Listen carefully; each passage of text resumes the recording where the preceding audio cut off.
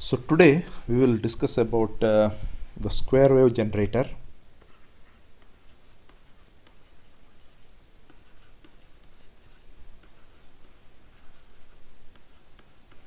using op-amp.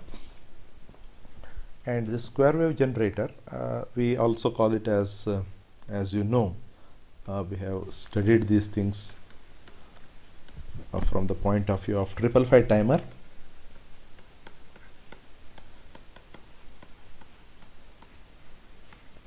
That is the astable multivibrator, right? So probably last time when we met for our digital electronics lab, we had discussed about the astable multivibrators. Even we had conducted some experiment on astable multivibrator, right? So that is using your 555 timer, right? So but here we are making use of 741 op-amp or any general op-amp in particular. Astable, what do you mean by astable? Which is not stable, correct or not? So astable means which is not stable. Probably you are already having the idea about this. So not stable means the output will keep switching between plus V naught set and minus V naught set as per as op-amp is concerned, right? And when it gets switched to plus V naught set and when it gets switched to minus V naught set, that you know whenever it crosses UTP and LTP, right? So now basically this astable multivibrator is a kind of Schmitt trigger only, but only thing is that here the input, whatever we are in the Schmitt trigger circuit, we are giving the input to one of the terminals, either it is inverting or non-inverting, depending upon whether your Schmitt trigger is an inverting Schmitt trigger or non-inverting, right? So then the output you will feedback, and whenever the output crosses UTP or LTP, the output will switch from plus V naught set to minus V naught set or minus V naught set to plus V naught set. And we have also seen how exactly to have the variations in the triggering point as well, right? So all those things we have seen now. And now from the point of view of an astable multivibrator, so how would we modify the circuit from that of Schmitt trigger, that we have to see. Okay, so now let me draw the circuit diagram here.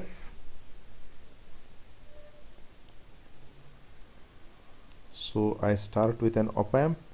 So while drawing only, you please notice the changes that are going to be made, right? So now again I will have to have a positive feedback, right, for all the switching applications, either no feedback or positive feedback that we have seen, right? So now from here, whatever the positive feedback I am having, so the same concept what we had taken for a Schmitt trigger, that works up to here. So now this is my V naught. Okay, now what we are giving at minus terminal or the inverting terminal, this makes the difference between the Schmitt trigger circuit and square wave generator or the astable multivibrator. So here what I am trying to do here is, you can see here I am giving one more feedback, something like this. Okay, let me call this as R1, this as R2, and this as R3. And this feedback, whatever I am giving here,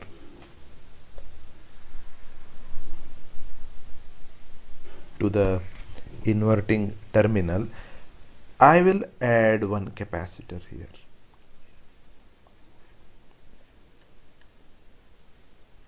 See, this completes the circuit for a stable multivibrator. That's all. And this we can call it as VC. And what is that polarity? That we will see later. This is V naught. All of you please draw the circuit and notice the change. So when you start doing lot many practices, then only you will be able to categorically differentiate between the operation of different circuits, because almost all the circuits will have op amps and the feedback components, resistance, capacitance, then ground, all those things. So therefore, in order to avoid the confusion, please try to understand the basics properly. Now I wish to draw the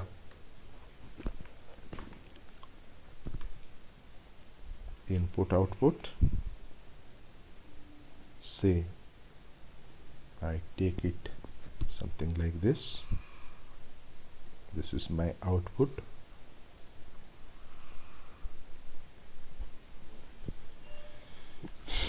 Somewhere here I have the reference, and now here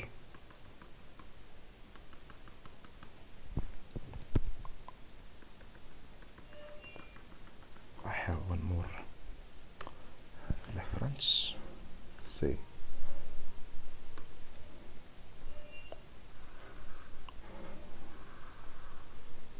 something like this. So this I write as UTP and this as LTP. And needless to mention that the nature of the waveform, whatever I have given here, it should be the voltage across, yes, capacitor. yes, voltage across the capacitor. This is minus V naught set, this is plus V naught set.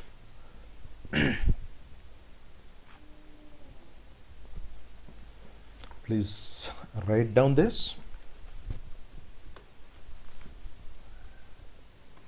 A square wave generator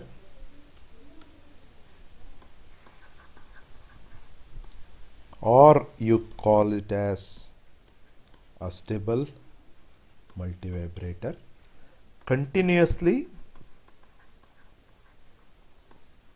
switches its output between high and low levels. This is a general description for a square wave generator or an unstable multivibrator. So you know there is no stable state. It keeps switching between plus V naught set and minus V naught set in this case, and it has no stable state.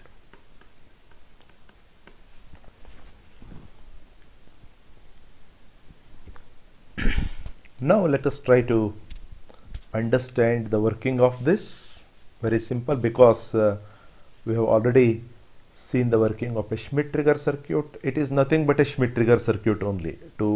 If you do not consider R1 and C, it is nothing but it is a Schmitt trigger circuit only. Am I right or not?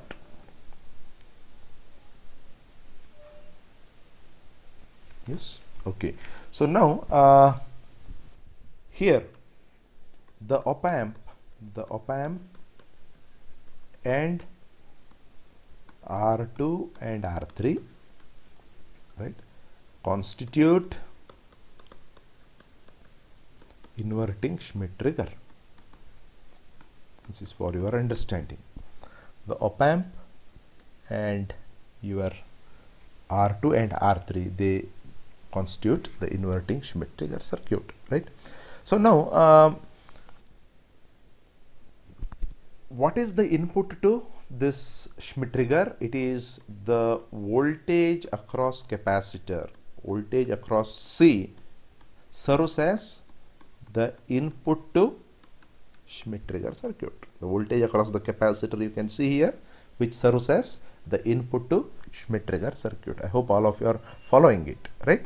So now let us now try to start from this particular point. Let us say that the output is at plus V naught sat, right? Say your V naught is at plus V naught sat. When your V naught is at V naught sat, so what happens? This output is at plus V naught sat, so definitely the capacitor would be charged to this polarity, plus here and minus here, plus and minus. All of you agree with me? When the output is at plus V naught sat, the capacitor starts charging in the direction shown, right? Now when the capacitor reaches the UTP, you can see here, this is the reference voltage. When the capacitor voltage, because this reference is with respect to the non-inverting terminal and another reference is your inverting terminal. So when the capacitor voltage reaches UTP here, right, so you can have the switchings, right? So you can just write down, say at V naught is equals to plus V naught sat, the capacitor charges to Vc with the polarity shown,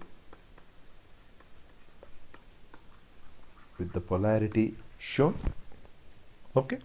So now when Vc reaches UTP, when Vc reaches UTP, that is the upper trigger point. So obviously, since it is it is an inverting Schmitt trigger circuit, the output V naught switches to minus V naught sat. When capacitor voltage reaches UTP here, so whatever V naught plus V naught sat the output was in, now it will switch back to minus V naught sat. So now when the output switches to minus V naught sat, so what happens now? The charging direction of the capacitor gets reversed, right? So now this becomes minus V naught sat, and the capacitor through the ground, it has to get charged in the opposite direction. This is plus here, this is minus. So this is a very important point to be noted here, right? So now the current flows from capacitor, charging it in the opposite direction. The capacitor now gets charged in the opposite direction, right? So now the capacitor starts charging in the opposite direction. Definitely when the capacitor starts charging in the opposite direction, somewhere the voltage across the capacitor has to reach LTP, lower triggering point, right? So what we will write here next, C charges till it reaches LTP, the lower triggering point. That is, your Vc is equal to LTP. So obviously when the capacitor voltage reaches LTP, the V naught switches back to plus V naught sat. Now V naught switches back to plus V naught sat. So in this way you have the capacitor voltage charging to UTP and discharging back and again charging to LTP. This keeps running, and we have seen there in our 555 timer, if you remember properly. So the 555 timer, there the charging of the capacitor takes place between 1/3 VCC to 2/3 VCC. Are you able to get these things back, right? So the charging of the capacitor. So why it is 1/3 VCC, 2/3 VCC, that we have already seen from the internal circuitry operation of your 555 timer, right? So you have got the D flip-flops, comparators and other things. The internal circuitry decides that. So here also, so depending upon the charging and discharging of the capacitor between UTP and LTP, the output keeps switching between plus V0 sat and minus V0 sat, and that is the reason why this waveform also will be like this. It keeps changing, and accordingly you will get the continuous waveform here, right? So this is because the output is supplied by the very the input is supplied by the very output, and which keeps changing between plus V0 sat and minus V0 sat. So this is what is the simple explanation about the unstable multivibrator. Since there is no stable state because of the capacitor charging between UTP and LTP, the output is also shifting between the higher and lower values, plus V0 sat and minus V0 sat. That is the reason why it is called as unstable multivibrator, right? So I hope this is clear. This is very simple. Now we will have something about its design. A very simple design. So now, as long as the design is concerned, I will come back here, right? So now this, let us say the current I2. So my R3 is the triggering voltage. Look here, because I am writing it in the other screen. R3 is this triggering voltage divided by I2. R3 is trigger voltage divided by I2, and needless to mention that your I2 is approximately 100 times IB max. This you can always take, right? And R2. So how would you write R2? This we have already seen, it is for the Schmitt trigger, right? So I am just repeating that V0 minus triggering voltage divided by I2. R2 is equals to V0 minus trigger voltage divided by I2. Okay. Then we will take the value of R1.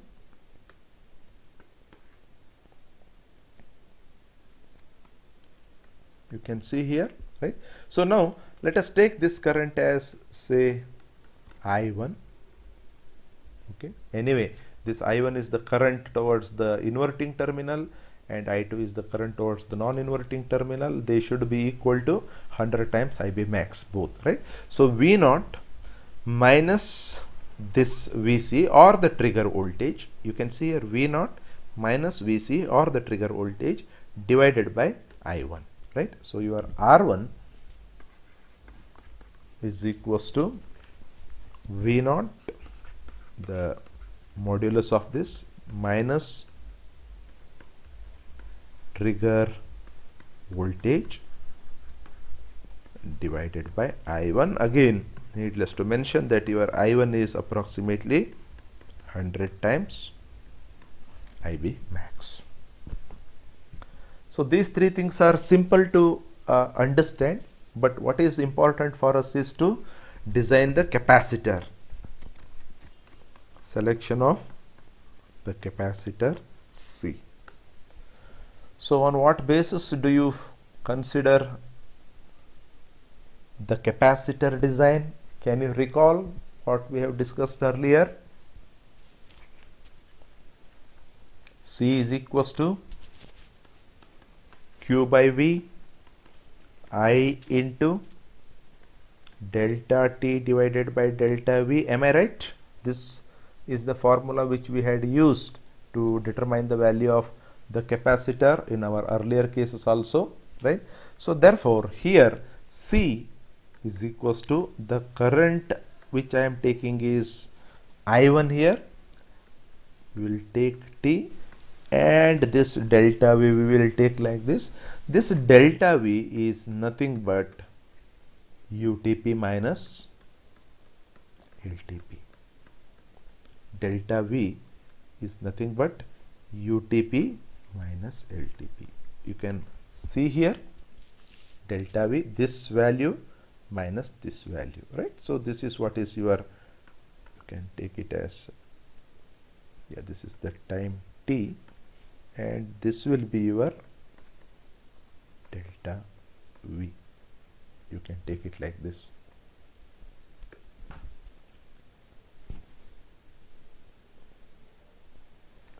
And in some cases the value of R2 and the capacitance are assumed as well, right? Anyway, we will look one simple example. So after having seen the example, probably we should be able to take a call on how to select the values of capacitor as well as the different resistances. Is that clear? Yes, sir. Okay. Yes, sir.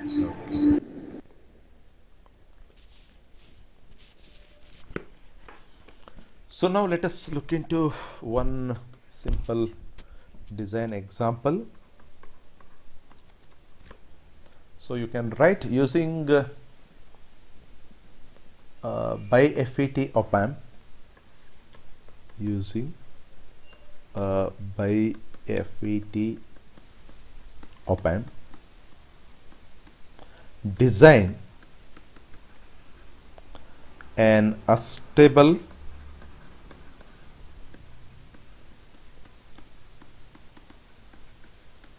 multivibrator to have plus or minus 9 volt output with frequency of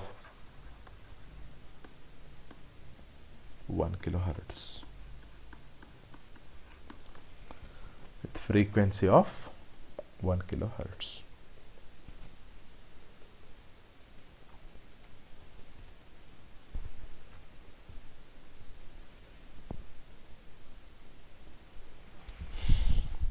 Assume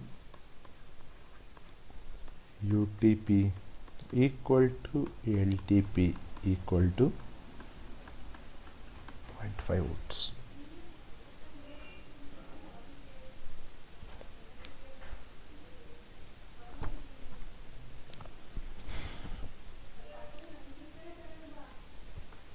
Now, how would you proceed here? There are little contradictions. Contradictions in the sense it is again they are likely to appear in the design.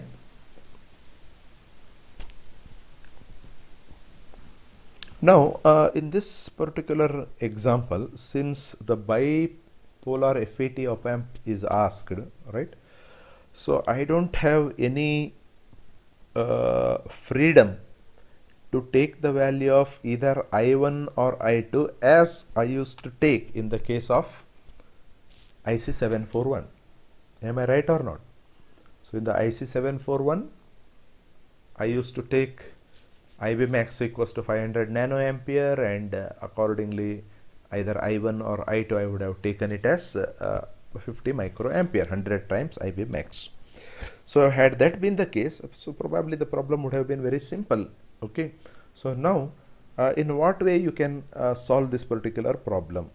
I think we have to assume some value of either R2 or the capacitor, right? So you can definitely assume the value of the capacitance here, right? So UTP and LTP you have already been given with. So even if your UTP and LTP is given, unless I2 or I1 is known, I will not be able to calculate the value of R2 or R1 or even R3.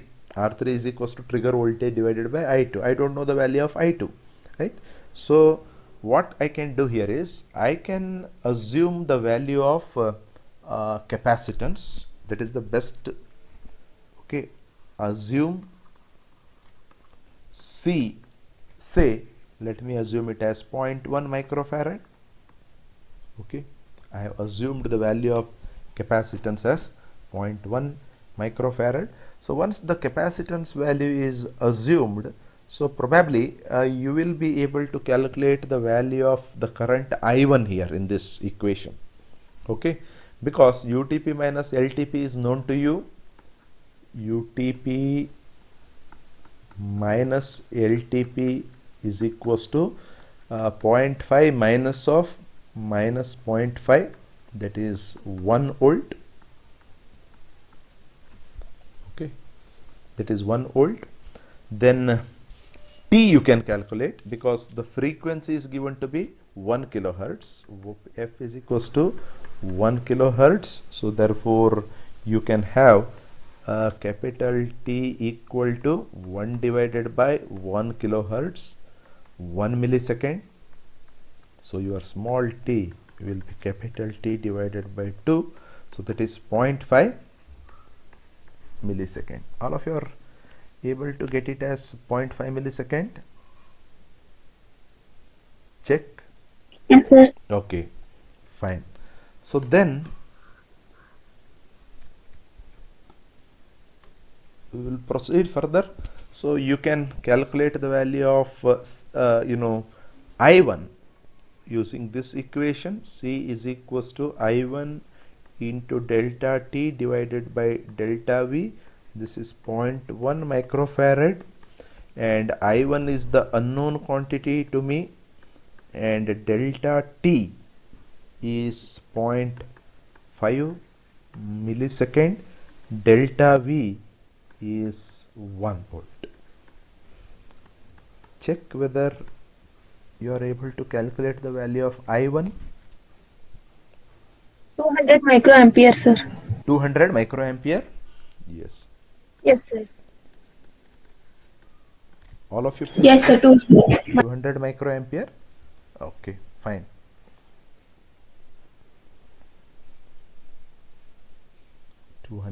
Microampere. Now I cannot see. I will go back to this diagram. Okay, I think it is in the previous slide. Yeah. Okay. So this is my I1. Now I2. So generally for your IC 741, I used to take I1 equal to I2. Now is there any other way of calculating the value of I2? You please check. Otherwise you can take roughly I2 also equal to I1, because in our analysis we had taken it as 100 times IB max, both I1 as well as I2. Okay, if that is the case, so this is equal to I2, assume. Okay, let us take I2 also as 200 microampere. So if I take I2 as 200 microampere, I think I can easily calculate the value of R2. So now my R2 is calculated using this equation. I2 is equals to minus V0 minus UTP divided by R2. Please refer to the diagram. I have not drawn the diagram again. I should have drawn it.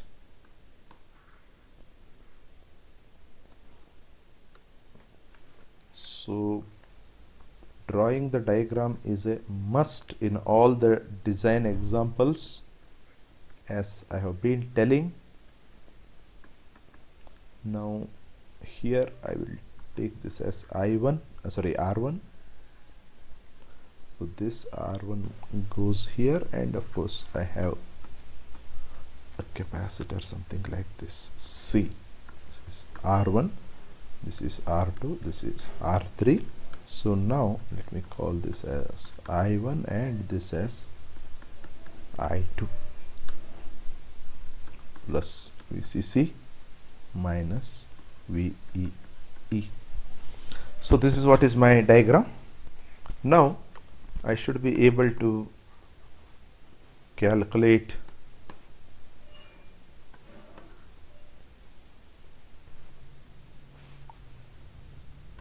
one second. Yeah.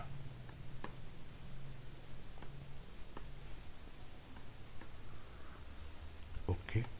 Now I should be able to calculate the value of I2. I2 is known to me, that is 200 microampere. So V0 is how much? 9 volts, no? Yes, sir. V0 is 9 volts. So this is plus 9 volt and this is minus 9 volt, and you have the triggering here. Something like this. Okay, this is my VC. So this is 0.5, this is minus 0.5. So this is 9 minus UTP is 0.5 divided by R. 42.5 kilo How much it is? 50, ohms. 42.5. 42.5 42.5. kilo ohm. R2 equals to 42.5 kilo ohm. Okay, and obviously your R1 also becomes same. Am I right? As long as I have assumed the value of I1 equal to I2, so your R1 is also 42.5 kilo ohm. Okay, and one thing you have to keep at the back of your mind, dear, listen to me carefully. In some cases, right, I just write it in a box so that let there not be any confusion. So in some cases, for bi-FET op amps, okay, so this value of R2, the value of R2, it is assumed to be 1 mega ohm. It is very high. I think somewhere earlier also we had taken it like this, right? So if that is the case, my I2 will be different from I1. Am I right? If that is the case, my I2 will be different from I1 because your R2 is not equal to R1, right? So in the examination, it will be very categorically specified to select the values of capacitor, resistance, and other things, right? So this is also another way of solving this particular problem. If that is the case, your current I2 will be different now because R2 is known to me here. R2 is 1 mega ohm. This current will be different, but your R1 will remain as 42.5 kilo ohm only, right? So this you please keep at the back of your mind. So then capacitor. So we have taken the value of the capacitor by obtaining the value. Sorry, we have assumed the value of the capacitor, and then we have assumed the value of the so then we have calculated the value of the current here, I1. Okay, and if other than bi-FET op amp is given, suppose if you are given your IC741, which generally doesn't come here, you want the high speed switching here, right? So if that is the case, then probably you would have calculated the value of I1, which is 50 microampere, that you would have substituted to get the value of the capacitance, right? So here we have assumed the value of the capacitance. So these things you should be able to understand. The design, it is not a fixed design, it keeps changing from person to person as long as they have the flexibility of selecting the different parameter, right? So I hope you have understood what we have done here, and accordingly you can write here, this is 42.5 kilo ohm. So this is also 40 R2, this is 42.5 kilo ohm. R3 did we calculate? No, R3 we have 2.5 kilo. R3 we have not calculated, right? So R3, how do you calculate? We have R3 trigger voltage divided by, or simply you can write it UTP divided by I2. UTP is 0.5, I2 is assumed to be 200 microampere, right? So what is the value of R3? 2.5 kilo. How much? 225 kilo ohm. What is that? 2.5 kilo ohm, sir. 2.5 kilo ohm. Okay, 2.5 kilo ohm. This is 2.5 kilo ohm. So this is assumed to be 0.1 microfarad. So your VCC, that is also very, very important. And VEE, somebody quickly look here. Yesterday some of you had texted me related to this. Please let there not be any confusion. The output voltage swing is VCC minus 1 or minus VEE plus 1. That means this output will never be greater than the supply voltage. Let there not be any confusion. Okay. So therefore your VCC must be plus 10 volts, minus VEE must be minus 10 volts. Correct or not? Your output swing is between plus 9 and minus 9. VCC minus 1 minus VEE plus 1. That is plus V naught set and minus V naught set. Is that clear? Yes, sir. Okay.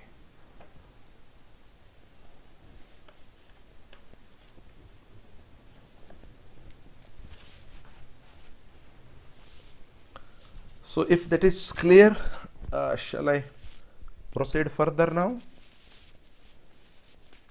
This is called as the square wave Yes, generator. sir.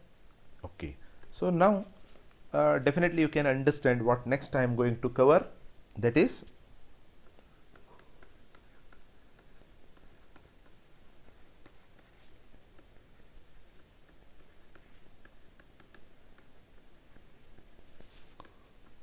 I am not hearing a single voice from the male students. Nobody is responding. I don't know. What is the reason? Except Praveen Kumar, no one else is replying or responding. Yes, boys? At least you tell yes or no. Yes, sir. Yes, sir. Ah, you are all there, right? Yes, sir. Ah, okay, fine. So, monostable multivibrator. One stable state. Can you recall the working of monostable multivibrator using 555 timer? I just draw a general diagram here so that you can. So this is my switching circuit. Okay. So of course it will be having the timing and all, right? So we will see about that. And here this is trigger input. Generally we have seen that we have taken a trigger pulse something like this, right? Then your output, let us say that it is high remaining, and now for one duration, one pulse duration, right, which is my T pulse width. So the output will go low and again it will go back to the stable position. So this is unstable, and of course this is the stable state. This is the state. There will be only one stable state here, right? For some time duration you will make the output unstable, and again after getting it as the unstable it will go back to the stable state. So this is what is the general philosophy behind the monostable multivibrator. Now this we have to see it from the point of view of the circuit in your operational amplifier scenario. Okay, I draw the circuit now. Please copy down the circuit. I have the op amp, and here, as long as the operational amplifier is concerned, you look here, I give input. Anyway, I will draw the circuit now. It may not be possible for you to understand what I am drawing, but after I explain, these things become simple. I connect a diode and a resistance. Can you recall from your 555 timer, diode and a resistance connected to pin number 2? So from AFO you are taking a signal, that is the trigger signal, then you are using a wave shaping circuit there. Anyway, we'll go back to that. So this is my V in, and here across the output and input I connect a capacitor, because in monostable or astable the capacitor plays a very important role. Then here I use a voltage divider circuit. So this is very much familiar to you, the voltage divider circuit. So this I call as R1 and this as R2. This will be R3. Since there are two capacitors, I will call it as C1 and this as C2, and this voltage I am taking it as VR2. This voltage is VR2. And look here, plus minus, a positive feedback again. So plus VCC minus VEE. This is what is the circuit. And before I start explaining, let me give you the waveforms as well, so that would make some sense in understanding this.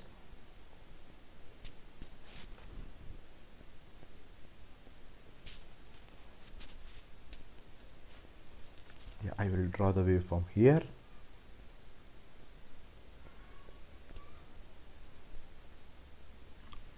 Okay.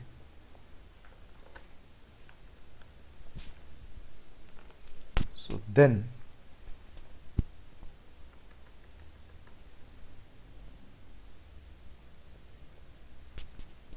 I will have this thing like this.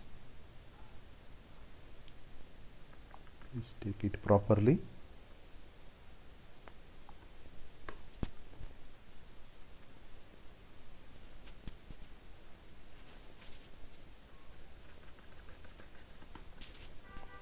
Look what I am drawing here.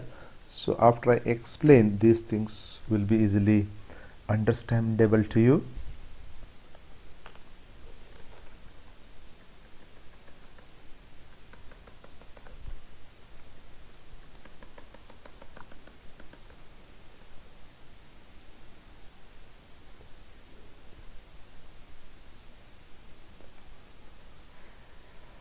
It will be like this.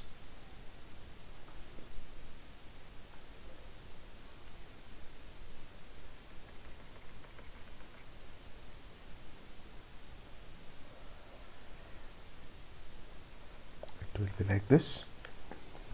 Then from here it will go to the positive peak like this, spike. Then it will become like this. Yes, please note down this carefully.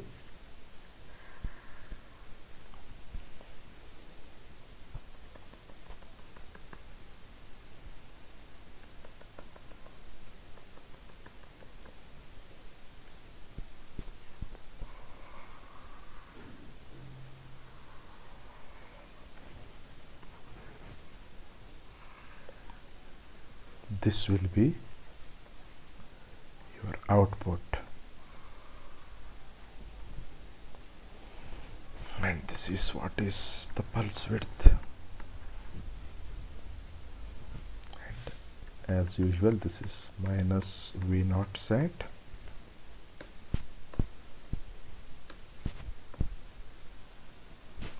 be plus V naught set.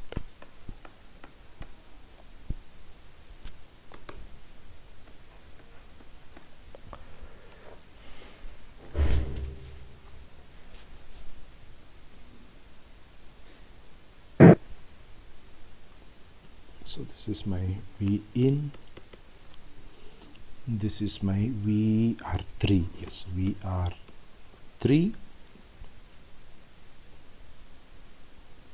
and let me write this point as A and this point as B. So let me call this as VA here, and of course this is V naught. All are with respect to time.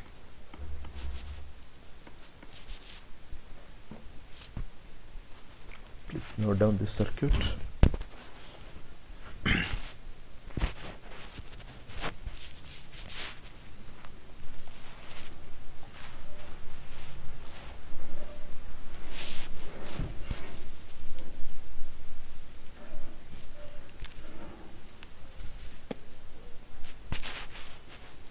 All of you are drawing it? Yes, sir. Yes, sir. Okay, at least one boy replied. Since I am not able to see your face, it is very difficult for me to have the closed loop control.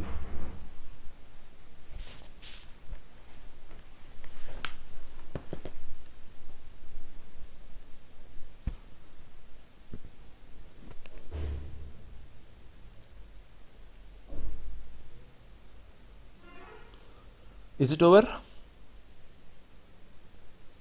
No, sir. No, good. Okay. I don't have much time. So which class you have after this? No class, sir. Okay. I can extend for another 2-3 minutes after 12:30 also. No problem.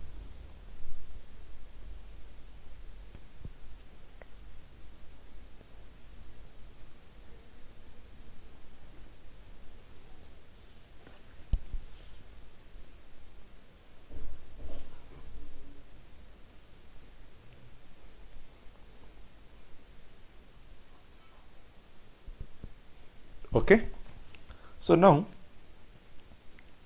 look at this circuit. Please try to understand. This is very simple. So your bias voltage VR2. So this VR2 is the biasing voltage.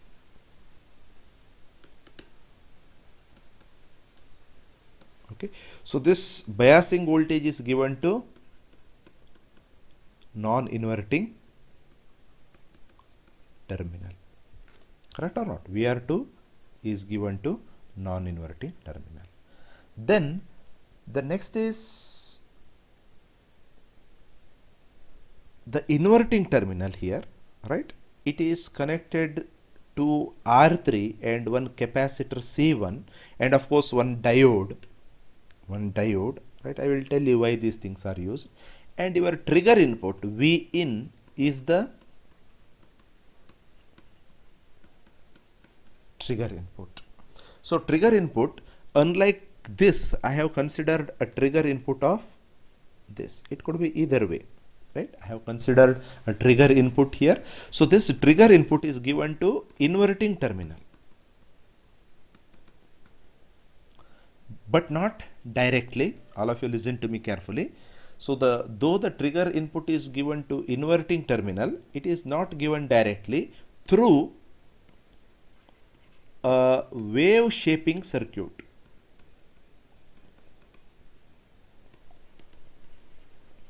Through a wave shaping circuit. Basically this wave shaping circuit consists of C1 and R3, right? So that you can get from the second waveform which I have drawn here, right? Your initial input or the trigger input is something like this, but after having gone through the wave shaping circuit, it is basically a differentiator. You can understand here the capacitor coming in series, then resistance in parallel. It's a differentiator, right? So this waveform is now got in the form of a spike impulse, right? A step waveform is converted into in the form of impulse, right?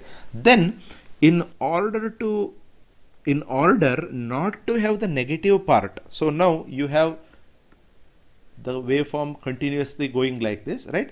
I am interested only in this, I am not interested in this. So therefore, in order to clip this off, I am using a diode here. Okay, so when the diode is used during the negative portion of the input signal, the diode will short circuit this and you will not get any negative portion coming to the inverting terminal. Of course, you may have a small voltage drop across the diode, that is about 0.7 volts, right, which can be ignored. Now my intention here is to have a spike input as the trigger input. I will not be able to get this spike all the times, so therefore what I have done is I have used this, and from this I have obtained the spike. Hope you have all followed this. So that is the reason why I am using the the wave shaping circuit here, right? So that you can even write also to get a positive spike, to get a positive spike. So negative portion clipped off by diode D. This is understandable. Okay, so now let me make it little small because I have to explain all the things. Okay, is that fine now? Now the negative portion is removed and I am going to get this particular VR3 here. Okay, and of course I have got one capacitor C2 connected in feedback path.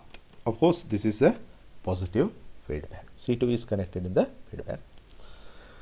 Now let us try to see how it works. Okay, quickly let us say that the output is at plus V0 set here, this one, right? Say V0 is at plus V0 set, this particular portion. Let us say that the output is at V0 set, and that time the capacitor will charge to this polarity.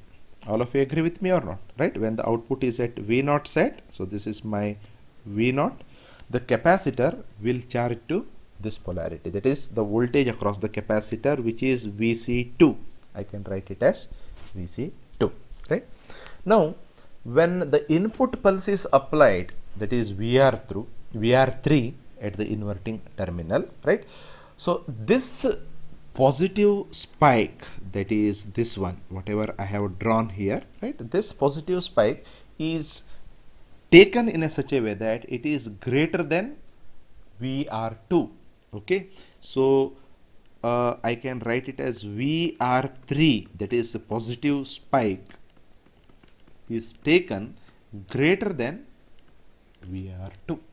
It is taken greater than VR2 deliberately, right? Because that is from where my action has to begin, right? So it is taken as greater than VR2.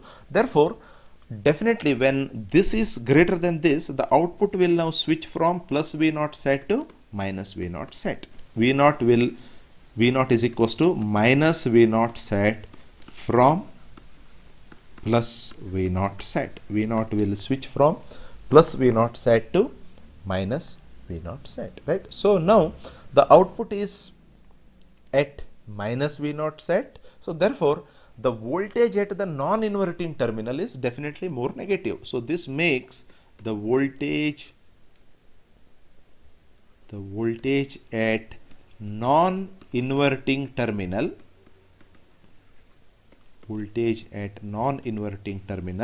more negative.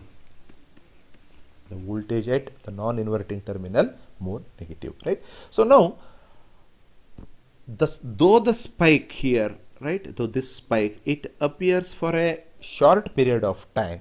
Okay, since the non-inverting terminal is more negative, then the output stays at minus V0 set only. You can see here, even though this spike, you can take it for a short duration, right? I have taken it like this. It may be taken for a short duration. So because the non-inverting terminal is more negative, the output will stay at minus V naught set only, right? So this makes V naught to stay at minus V naught set even when the spike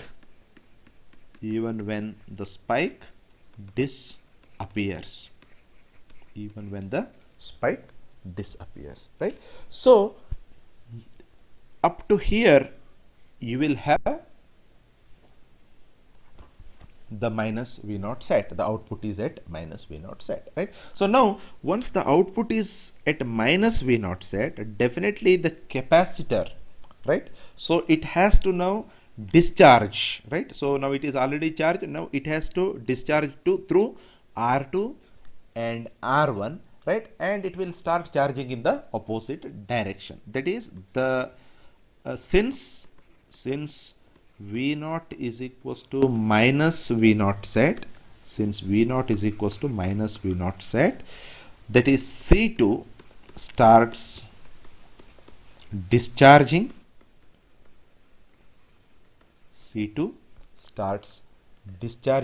right, and charges in the opposite direction. So when VC starts charging in the opposite direction, it has to have this path now, because I have to have this as plus, this as minus, right? When the capacitor starts charging in the opposite direction, what happens here is the voltage at the non-inverting terminal slowly increases, right? So I will just make it like this. So now this makes the voltage at non-inverting terminal